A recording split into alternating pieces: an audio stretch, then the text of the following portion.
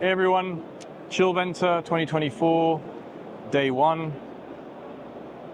Back with Alexei, CEO of Refra, Atmo approved company, one of the best in class manufacturers worldwide. One of the things that I love about Chillventer is that yes, it's in Nuremberg, yes, it's every 2 years, but basically it's the global show, right?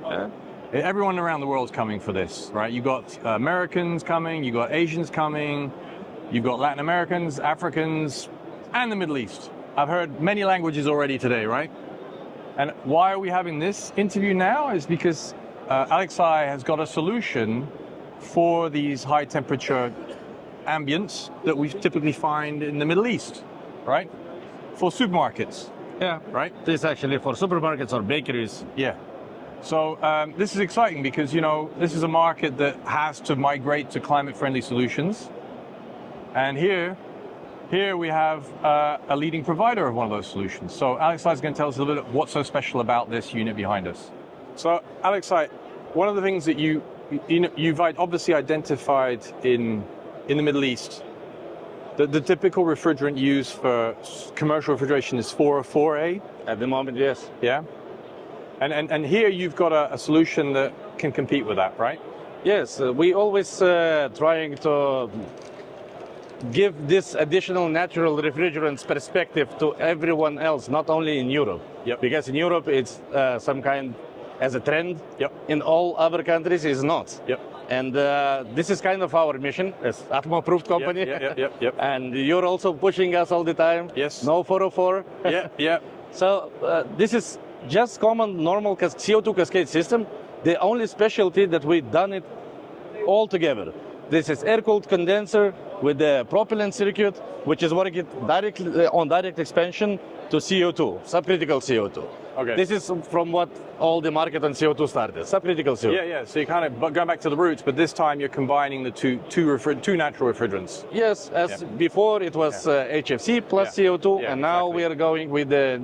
So the logic here is that you think you can come in at a price point that will be interesting for the Middle East.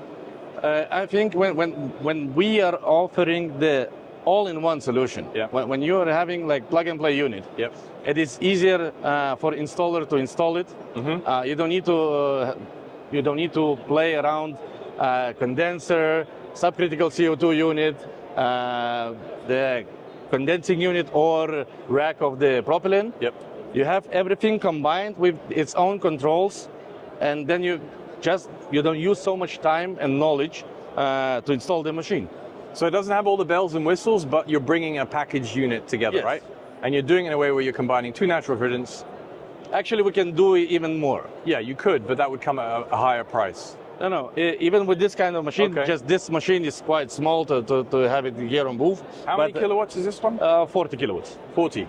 Okay. So basically this will go actually to Germany, to kind of a bakery, and we have a bigger unit also, but as we don't have such a big booth, we didn't bring it here, but actually the bigger unit is also air-cooled propylene chiller with together integrated subcritical CO2. So then MT line you have as a -4, -8 chilled water or glycol, which is additionally cooled. This glycol cools CO2, and then you have direct expansion CO2. And you're convinced that the seasonal performance of such a unit would be good enough to work in high ambience that we have in the Middle East, I would in say the GCC region? I would say that with hydrocarbons, as you know, even in the normal conventional system in air conditioning, if you use propane, you're already more efficient. So it will be the same here. Okay. All right. Well, I'm hoping that you can get some of these products to the market. Good luck. Thank you.